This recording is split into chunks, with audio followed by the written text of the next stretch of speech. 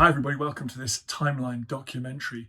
My name is Dan Snow and here I am in a Lancaster bomber cockpit, one of the few remaining Lancasters from the Second World War, to tell you about my new history channel. It's called History Hit. It's like Netflix for history. Hundreds of history documentaries on there and interviews with many of the world's best historians. Follow the information below this film or just search online for History Hit and make sure you use the code TIMELINE to get a special introductory offer. Now enjoy this show.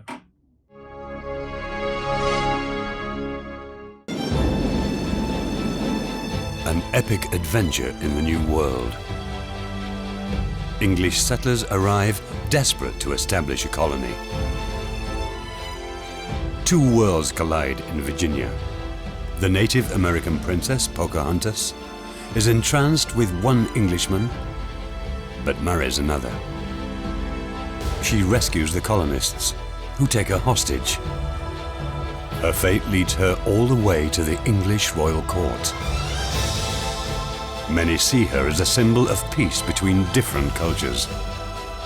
This is a 400-year-old story of love, betrayal, and death.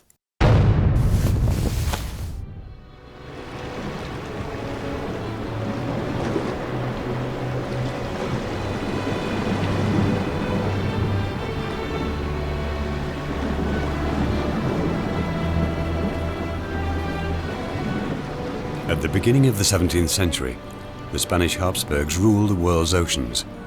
They already controlled Central and Southern America and are fast extending their power base along the coast towards the north. British ruler James I needs to act quickly if he hopes to found his own colonies in North America.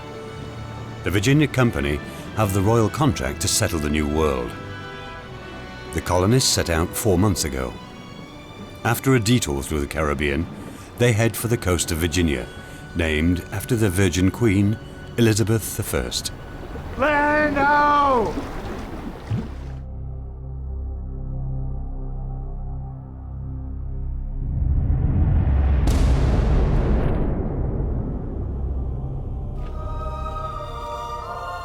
On a spring day in 1607, the Susan Constant and two smaller sailboats finally reach a peninsula at the base of the mighty James River.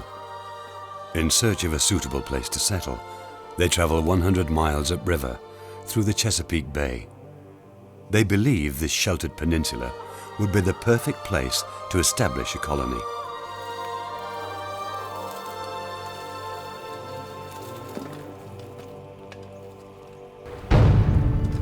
Bound in chains is Captain John Smith. He organized a mutiny during the crossing, and now has just minutes to live. But Captain Newport, the commander of the expedition, can't order his execution yet.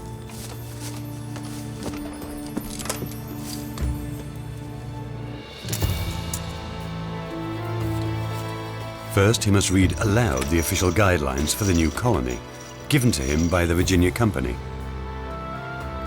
These orders have remained sealed until now.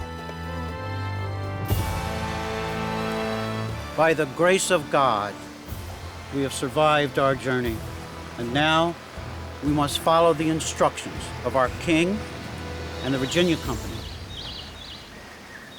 We are to harvest the riches of the New World and find a passage through it to the east, and above all, claim this land for fair England.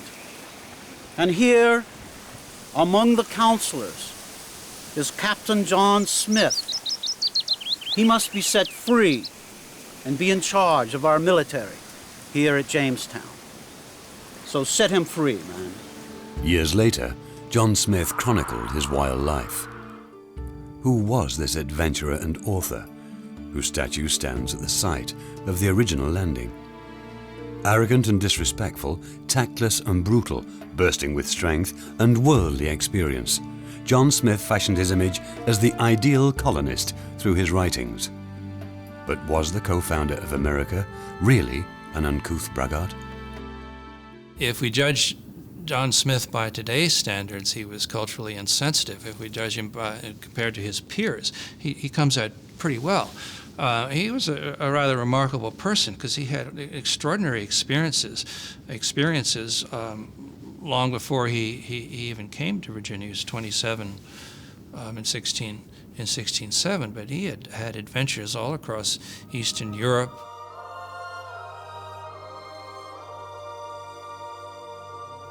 At the age of 16, the young man from a good family leaves home.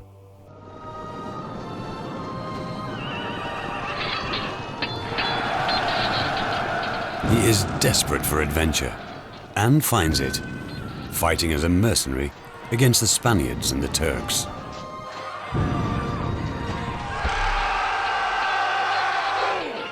He soon becomes a legend for his courage, audacity, and savagery in battle. He mercilessly decapitates 3 Turkish officers in a duel, one after the other. Knighted by his employers, he is given his own coat of arms which sports 3 severed heads. While serving the Habsburgs in Hungary, Smith is captured by the Turks and sold as a slave to the Tartars. Assigned as the personal servant of his master's favorite mistress, Smith kills his master and manages to escape. After many months of danger and adventure, he finally returns to England. His swagger and belief in himself seems perfect for the New World. The Virginia Company hires him. By the time he comes to Virginia, he's seen a lot. He's seen a lot of different people and different ways of life, and he's much more sensitive than most people were. He came in a very strategic, military sort of way. He wanted to know, what's the landscape? What are the resources? What are their numbers? Who's in control? How are we going to be able to get from point A to point B? Travel, resources, food, military. Those are the areas that Smith is particularly interested in.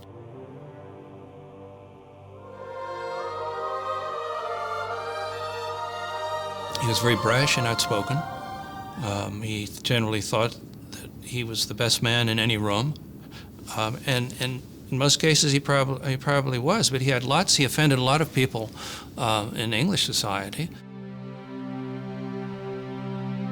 It's not the first English attempt to found a settlement in Virginia. Sir Walter Raleigh failed miserably many years before with an expedition which ended in disaster. It is clear to the Virginia Company that, in order to survive, finding a strategic location is vital.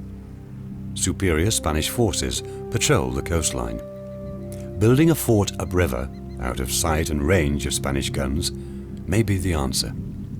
The first group was very fortunate in that they had been given very detailed instructions from the Virginia Company as to the site of their location to settle. They were supposed to settle on a river that went inland and bent toward the northwest, because the English knew already at this point that Spain and Portugal were controlling southern routes to the riches of the Orient, which was one of their ultimate aims. They wanted to tap what was here in the New World, but they also wanted to get to the East Indies. And they couldn't go to the south. So they had this notion in their heads already of a northwestern route, the Northwest Passage theory, to the Orient. So they were supposed to look for a river that bent toward the northwest. They were to settle on a location about 100 miles inland. Don't plant your major settlement at the mouth of the river, because the Spanish, who were further down in Florida, could come up and wipe out your settlement. The colonists believe they have found the ideal site, a peninsula with a narrow land bridge which should be easy to defend. This will be Jamestown, their new home. The fact that the peninsula is totally uninhabited seems to be a great advantage. They only discover why when it is too late. In the summer, the level of the James River drops. Salt water floods the peninsula, creating a boggy swamp, the perfect breeding ground for fever-carrying mosquitoes. At first, the Native Americans quietly observe the settlers. The colonists try to settle into their new home, but life is grim. No one considers exploring anymore. Trade is out of the question. Leaving the fort alone can be fatal. Fever and diarrhea weaken the settlers. Their supplies are soon exhausted, the water undrinkable. The colonists start to starve. Despair spreads like a disease.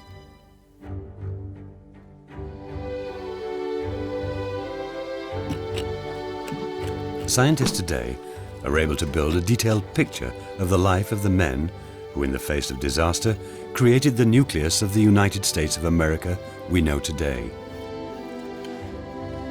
Archaeologist Bill Kelso never believed, like some, that the last remains of the fort were swept out to sea by the James River.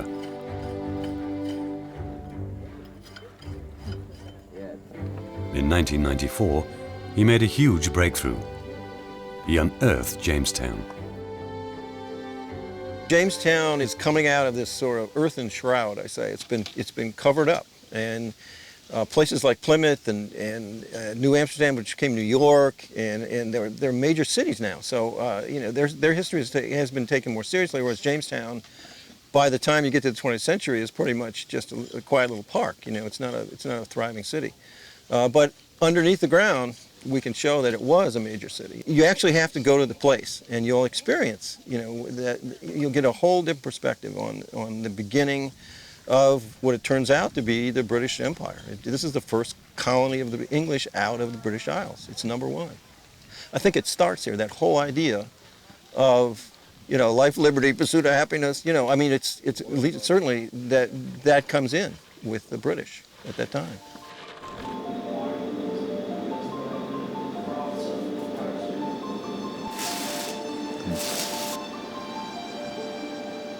Bill Kelso's archaeological team unravels the mystery of who the men were who risked all to settle in a strange, unknown world. Artifacts are reassembled and catalogued in the laboratory near the excavation site.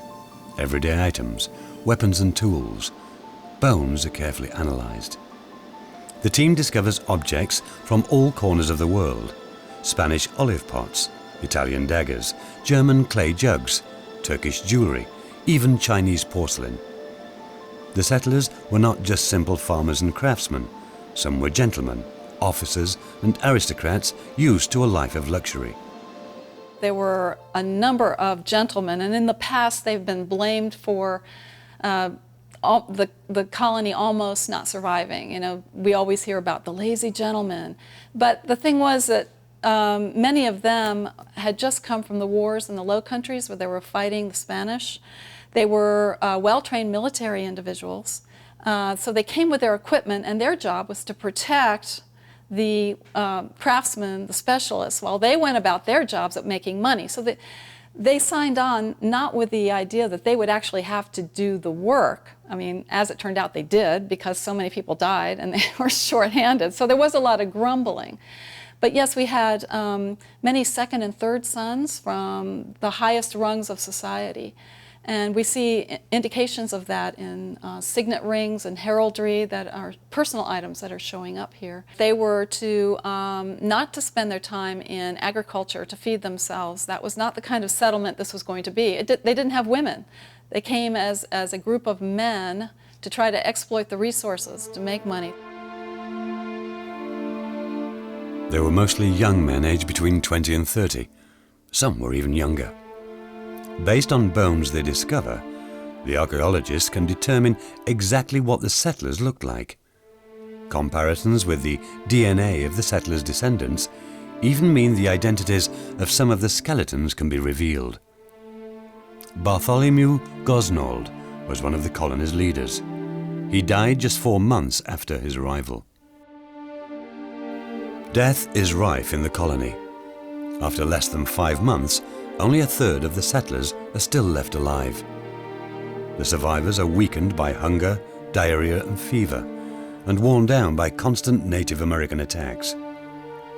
There are no women or children to help absorb the growing aggression. Mistrust among the men is everywhere. All feel betrayed. Every man looks out for number one.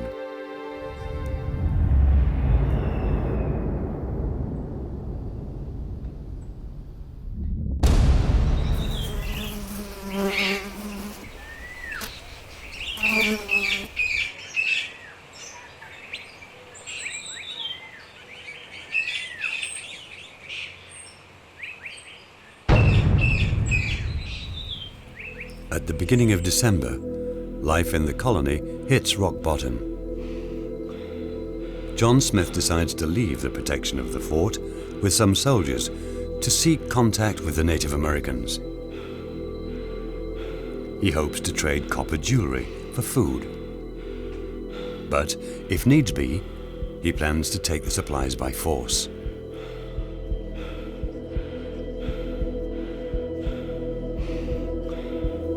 The men follow the river deeper into the wilderness. They are used to confronting adversaries who stand before them on the battlefields of Europe. Here, their enemies hide.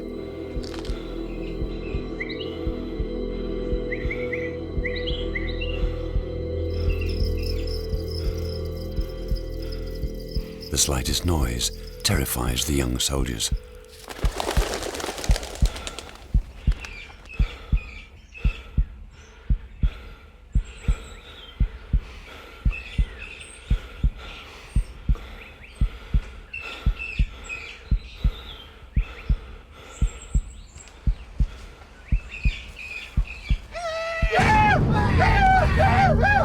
Smith was probably identified very quickly by the Powhatan peoples as being a leadership figure, and because of that, in terms of Powhatan's warfare, they separated him out from his men.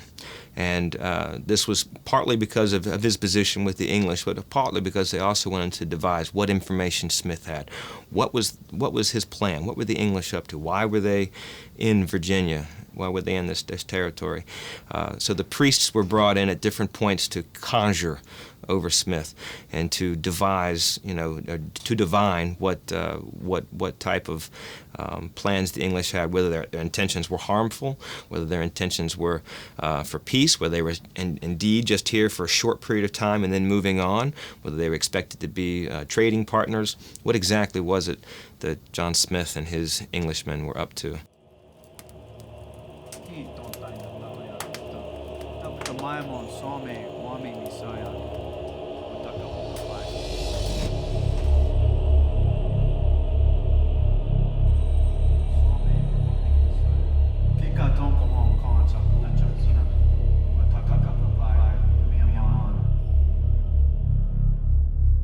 What a strange world.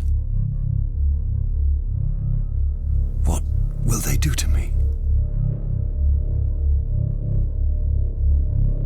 Will they let me live?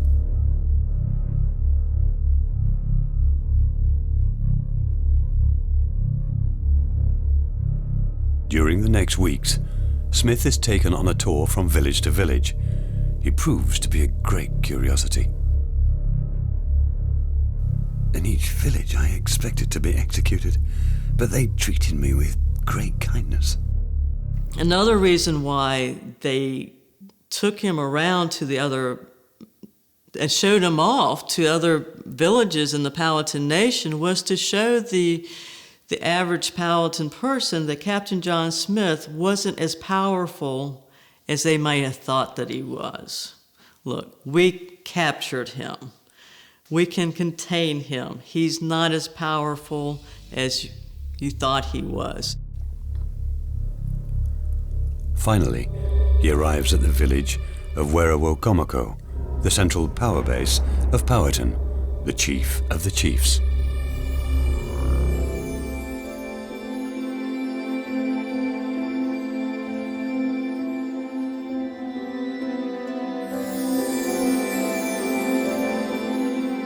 It's here that Smith most likely first laid eyes on Matoaka, or Pocahontas, as she is called by everyone around her. Smith is captivated. He later describes Pocahontas as peerless. Pocahontas was simply a nickname, which has been translated as meaning something like little wanton or little plaything, which tells us something about her, particularly how young she was at the time that she first met the English in 1607. She was only 12 or 13, and she was playful, engaging. Pocahontas has fascinated artists, authors, and filmmakers for hundreds of years. Depending on the audience, her story is usually rewritten and embellished. A mythological cloud has descended on the real person. One thing that is certain is that her father loved her dearly. Her mother died giving birth to her. And so once Powhatan Mohan Seneca transferred his love to his daughter and kind of lived through her. And so she was very special to him. Well, she was a very active, very lively little girl, and always laughing. And she was very bright, because her father taught her all things, and people liked her. Everyone liked her.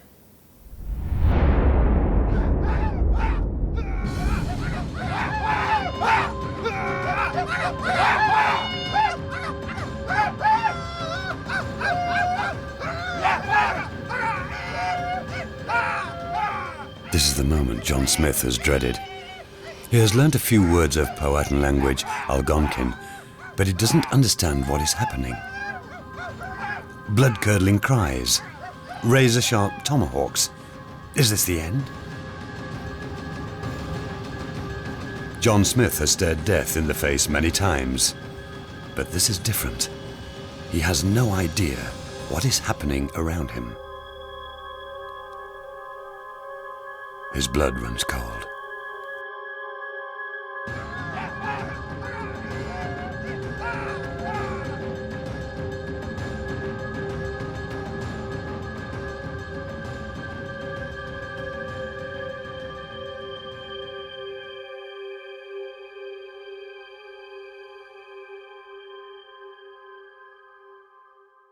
There is something that needs to be taken care of, some way that Smith needs to be brought into Powhatan society, brought into Powhatan domain control.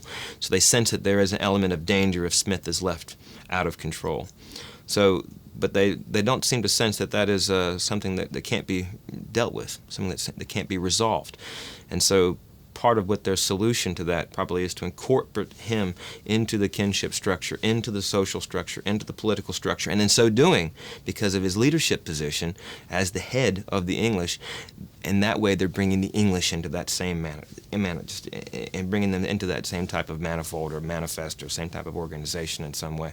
They're socially bonding, they're unifying in some way, making a political partnership, and therefore with the expectation that Smith and his men and all of the English would then reciprocate and share in the same Powhatan ideals. Was John Smith really rescued by a young girl in love? Or did he undergo a Powhatan ritual to assimilate a stranger into their world? The southern states have a different take on the story than the one often subscribed to in the north. So there's a lot of pride in Virginia in Pocahontas.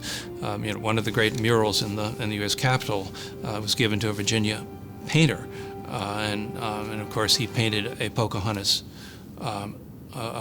scene.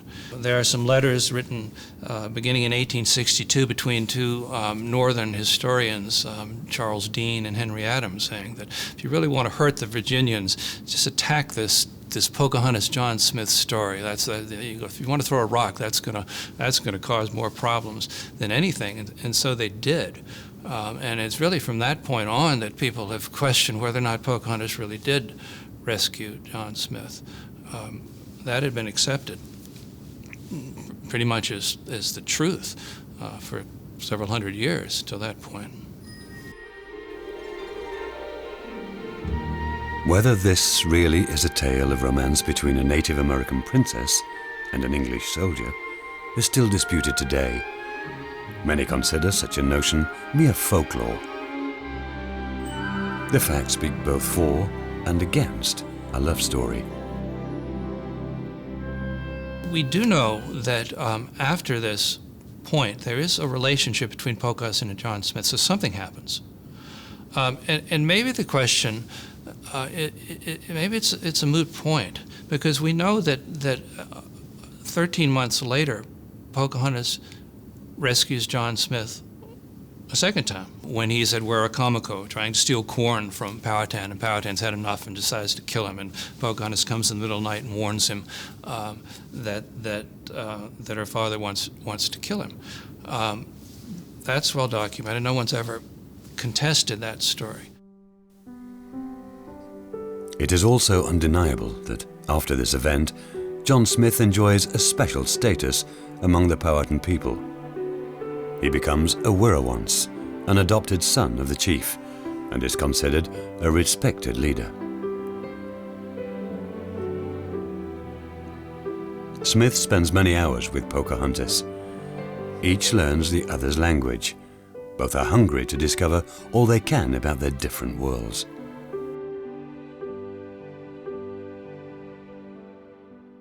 John Smith had very nice things to say about Pocahontas, saying that she was something about the fairest one of her country. You know, he thought she was very attractive. He held her in high regard.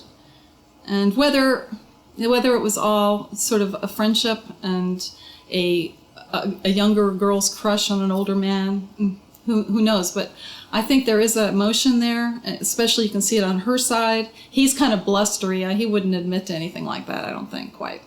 But, you know, I think, you know, it's betrayed by her reactions, the tenderness that was between them. I doubt seriously that there was any relationship other than it was somebody she respected. He was a Wirrawonce in the Powhatan society. It would probably have been like how she would have felt towards an uncle, that type of relationship. That love story, I think that's something about human nature. It's about the human condition, because that story could have been told if we were in Japan. It could have been told if we were in Germany at the World War II. It could have been told if we were in America in the Civil War. It's about boy meets girl, love gained, love lost. It's about that continuing repetitive story that's been going on since the beginning of recorded history in time. It's what humans like to produce in terms of the way they see themselves and see their lives. And Pocahontas is no different to fall into that category. Their growing relationship proves to be a blessing for the English. The attacks stop. The settlers can leave their fort in safety and explore their surroundings. The Native Americans even saved the colonists' lives during the severe winter months. Many settlers have little sense of how to survive, and their leaders haven't thought to set aside supplies to see them through the winter. As the Powhatan approach the fort with food, Pocahontas runs ahead to show the Englishmen that they have come in peace. From that day, the settlers see a salvation in Pocahontas, a misunderstanding which continues to contribute to the romanticism of her life story today.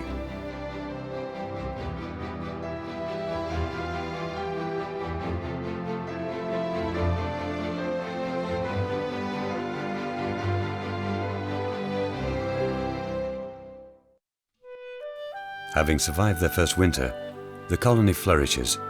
Ships arrive loaded with new settlers, among them women and children. The peaceful coexistence with the Powhatan people allows the settlement to thrive. During the following months, Pocahontas spends much of her time with John Smith. Many Native Americans come and go freely. Other women live with English settlers. The chief's plan to integrate the foreigners within his federation of tribes seems to be working.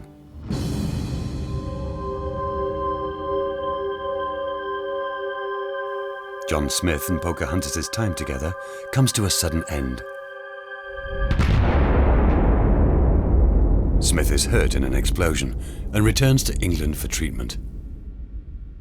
John Smith leaves Jamestown in the fall, October of 1609. He's slightly injured in a gunpowder explosion. And he's suddenly just gone, and she isn't told. She knows nothing about it. This was apparently of concern to her later. She just assumed that he was dead. Suddenly he was gone.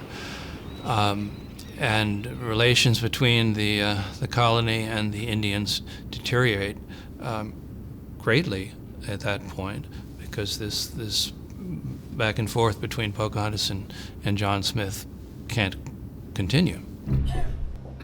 Following Smith's sudden disappearance, Pocahontas stops visiting the settlement. The period of harmony between the settlers and the Powhatan people ends. The colony falls into a sharp decline. people go hungry, many die from fever. Supply ships carrying new settlers and urgent food supplies are long overdue. The colonists have no way of knowing a hurricane in the Caribbean has severely delayed the English fleet. The mood changes dramatically. Some settlers openly suggest using violence to force the Native Americans to help them. Among the Powhatan people, warriors gain the upper hand. They believe the settlers should simply disappear. Angry warriors surround the fort. Whoever leaves must die. They would get fed, they would have food provided to them by the Indians. This was the plan. So they brought with them lots and lots of glass trade beads. We have found thousands of those, and pounds of scrap copper. Both things were highly desired by the Indians. So it was a good plan, and it worked for a while. But unbeknownst to the colonists, they came at a time of tremendous drought in the area. It was the worst drought in 1,000 years, between the years 1606 and 1612. We do have evidence of the kinds of things the survivors said they had to eat. 3 out of 4 of the individuals died in the fort. Survivors said they had to eat rats that had come over on the ships, the cats they'd brought to catch the rats, dogs, which they wouldn't kill because they're useful for hunting and also for protection militarily. The worst thing they had to eat was their horses. Graves unearthed in Jamestown bear testament to this bleak period in the colony's history. One of the discoveries was this burial of the 19-year-old Englishman who died of a gunshot wound in his leg, bled to death, and just almost blew his leg off.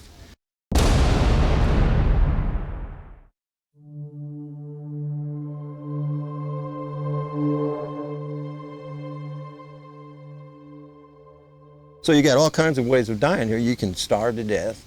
You can drink bad water. You die with wars with the Powhatan. And you can either accidentally be shot by your own weapons, friendly fires. It was a problem, I'm sure. Or the people were, when times got desperate, I'm sure people were fighting over things like food and other things. The colony seems doomed. Less than 100 settlers from a peak of 500 are still alive, and most of them are severely ill. On June the 7th, 1610, the settlers decide to give up and go back home to England. But to their surprise, just 10 miles downstream, they see English nobleman Thomas West, the Baron Delaware, sailing straight towards them. West has been appointed governor of Virginia and brings new settlers, a physician, and food. Eventually, West persuades the settlers to return to Jamestown.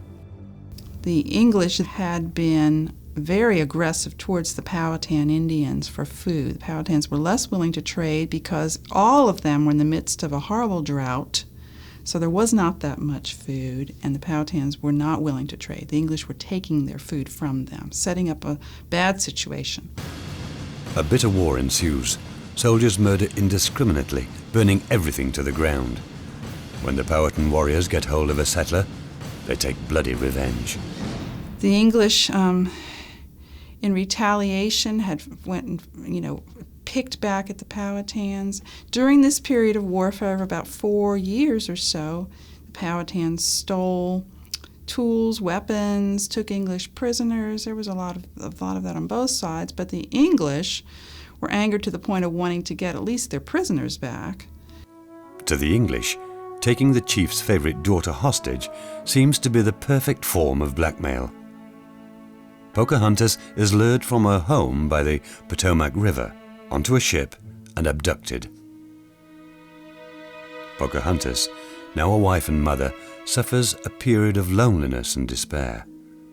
She is kept under guard and cannot leave the fort. Her father partially relents to the kidnappers' demands. Powhatan attacks subside. All English prisoners are released, but they refuse to return the captured weapons.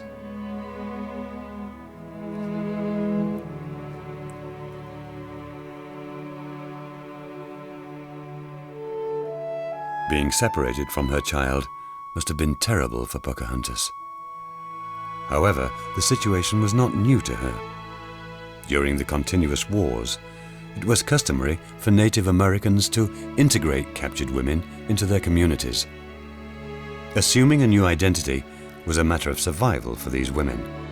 For Pocahontas, it must have been a sad matter, of course, to become a member of the English tribe.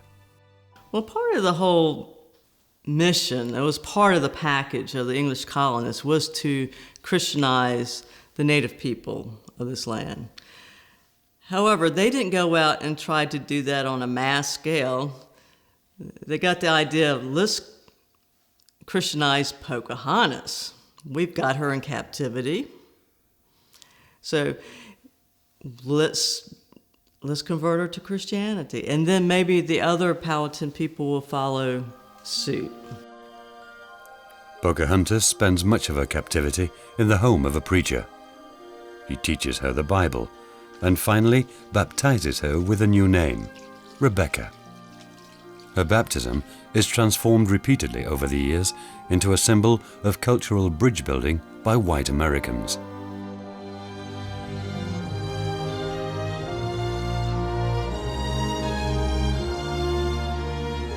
A painting by John Gadsby Chapman, hanging in the rotunda of the Capitol building in Washington, suggests a peaceful, voluntary conversion. But the artist also includes defiant tribe members who reject the ceremony.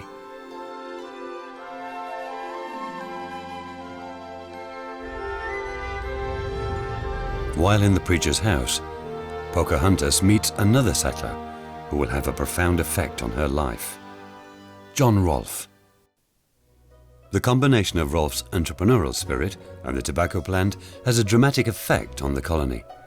Rolfe arrived with a third group of settlers, having lost his wife and daughter in a shipwreck. The widower recognizes the potential of tobacco straight away, and he knows how to use Native American knowledge to his advantage. They advise him to bury a fish as fertilizer beneath every seedling of tobacco. The Native Americans in Virginia have cultivated tobacco for hundreds of years to use in religious ceremonies, but the local plant is far too strong for English tastes. Rolfe wants to send a milder, sweeter strain of tobacco back home. His answer? A new crop. He has managed to buy seeds illegally from Spaniards in the Caribbean. The Spanish are desperate to monopolize tobacco production. Selling seeds to foreigners is punishable by death. Rolfe's Virginia tobacco is a huge success. Great riches lie in store, but cultivating tobacco is very labor-intensive. A few decades later, the first slaves from Africa are forced to work on the tobacco plantations. He introduced a strain of tobacco that worked. The local tobacco was very harsh, not at all sweet.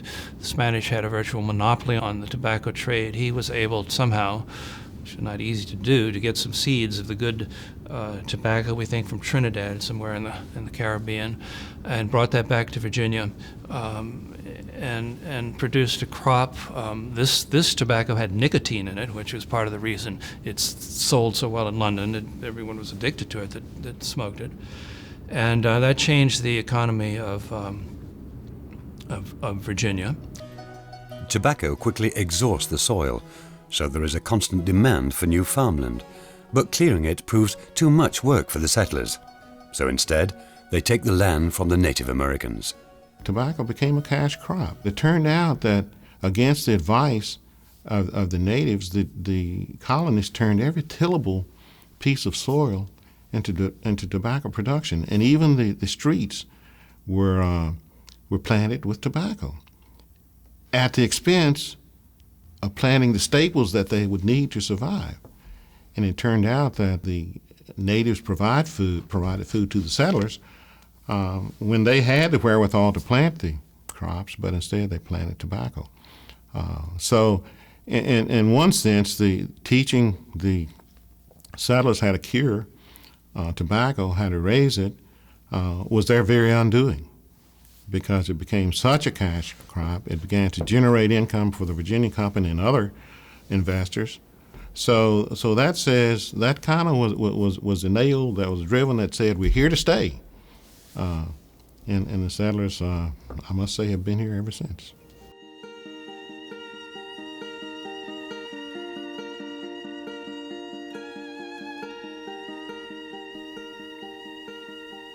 The settlers can barely keep up with the insatiable demand for tobacco from Europe. Until now, the colony has been dependent on aid.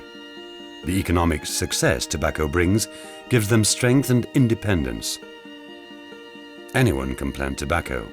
The leaves even become a form of currency.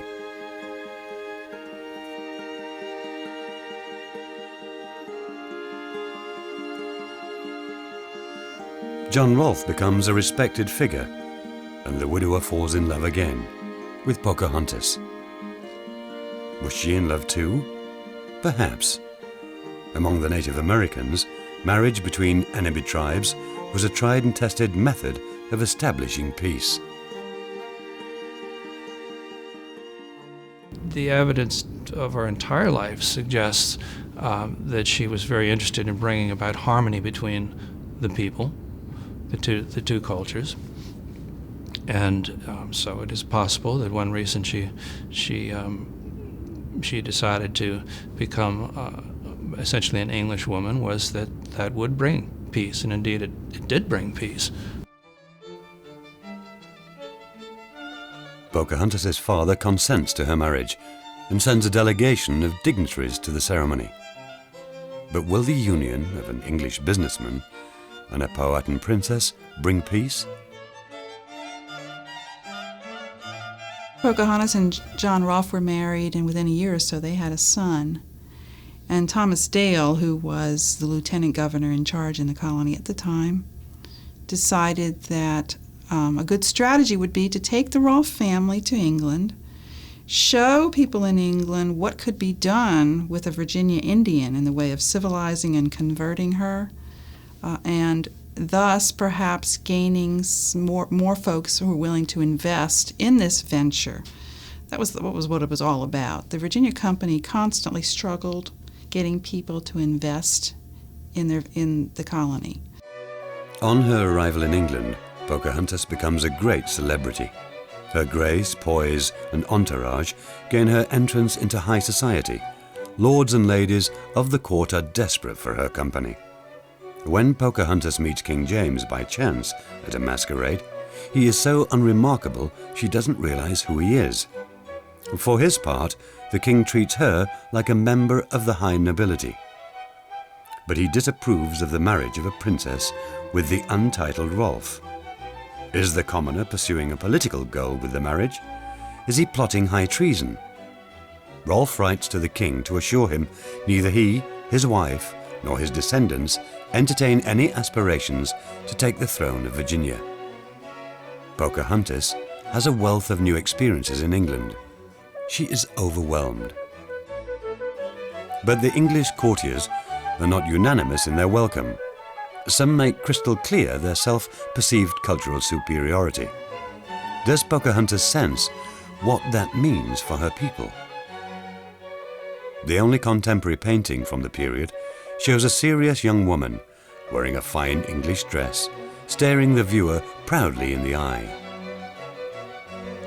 But Pocahontas is not used to the life in court and soon becomes ill. Rolfe believes her sickness is due to pollution in London. He's convinced fresh country air will revive her. For a time, it does. While living in the country, something unexpected happens. Pocahontas meets John Smith again. Smith has long known that Pocahontas is in England with her husband, but hasn't sought a meeting with her. We can only surmise why he did not. Had Pocahontas been nothing more to him than a means to an end during their time together in Virginia?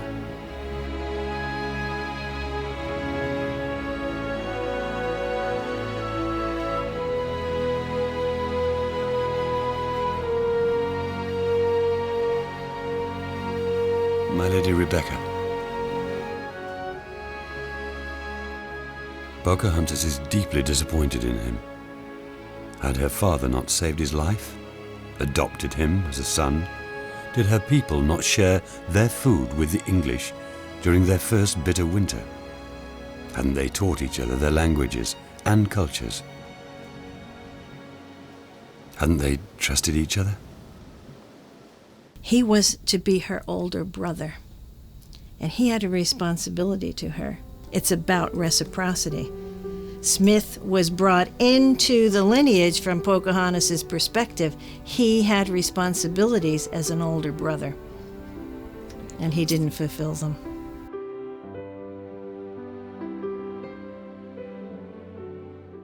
She felt like he had betrayed her people, that he had lied to her. He had lied to her father. But from an English perspective, there's no way he could have disavowed his allegiance to the British king and been a subject to the Powhatan figure. So he was in a very precarious position. As Pocahontas learns more about the English, she fears what will happen to her people in the future. Her carefree attitude hides a deep seriousness. She, her son, and her entourage become sick. Pocahontas is especially ill, possibly suffering from pneumonia or tuberculosis. After 9 months in England, Pocahontas wants to return home. She begins the journey back to Virginia with her husband, son, and aides. The party have barely traveled 20 miles down the Thames when John Rolfe lowers anchor at the small town of Gravesend. Pocahontas and her son are too weak to continue.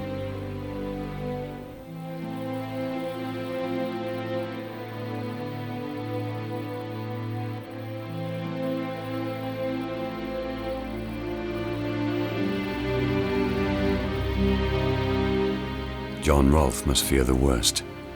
He has already lost one wife and child. The days pass with no sign of improvement. Rolfe does not move from his wife's side.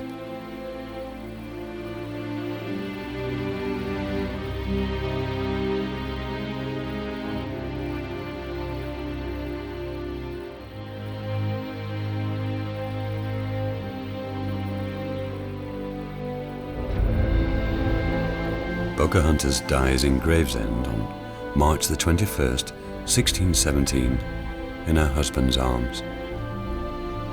The princess is only 22 years old. Her last words are believed to be, "Everyone must die."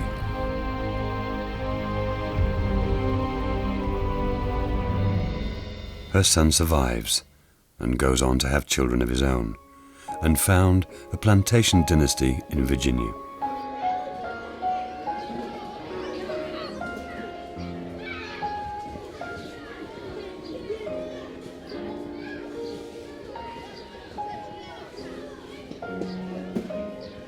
I met an older woman who told me she was a descendant from Pocahontas. Now, I thought she was making up the story. She didn't look like a native woman. She had nothing no symbols of American Indian culture, but she told me that there was a book available, and I found this book, and it lists all the descendants of Pocahontas and John Rolfe. It's a great big book. It's added to continually, but what is interesting, all these people are in Anglo society, in white society, and they are not in the native populations. The lineage became a white lineage in Virginia and an aristocratic lineage. Her descendants became the people of rank in the early Virginia society, including the current lieutenant governor.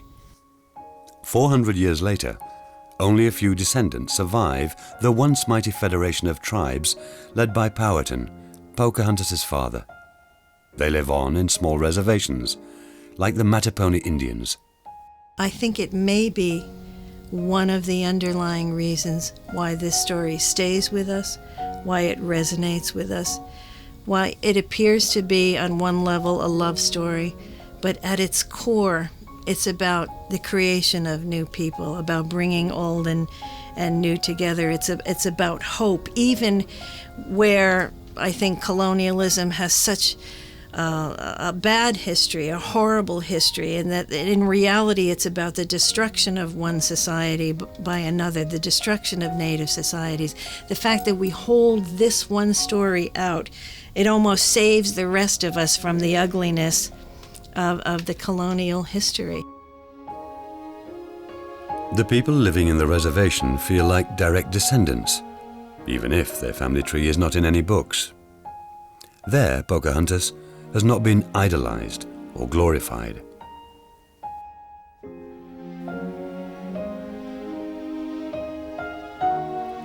Would her experiences in England have helped spare her tribe, or the fate of the Native American people? That we will never know.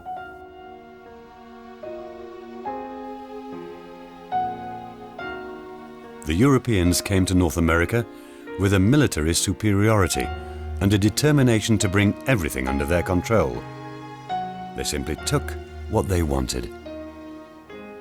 It is doubtful Pocahontas would have been able to stop their desire for domination. Today, 400 years later, faces which reflect the entire ethnic breadth of the United States of America are found in the Mattapony Reservation. E pluribus unum, from many the one, reflecting the hope expressed in the motto of the Great Seal of the United States of America.